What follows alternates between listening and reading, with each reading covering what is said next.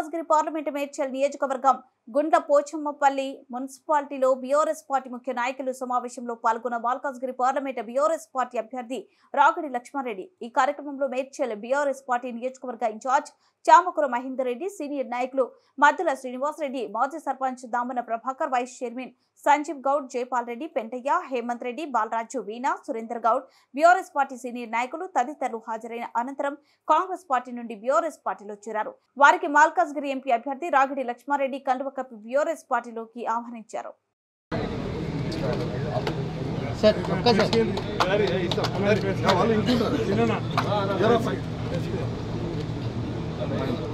Congress party నుంచి వాళ్ళ sir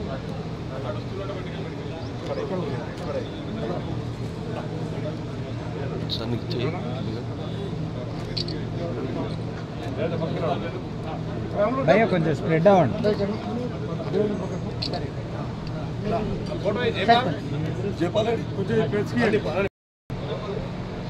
కాదు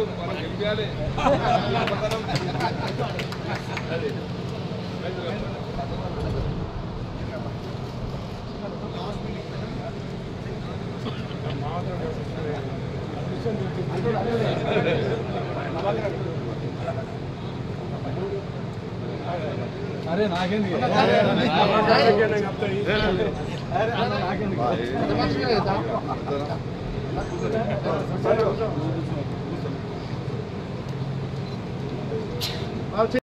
మెజార్టీ ఉంది.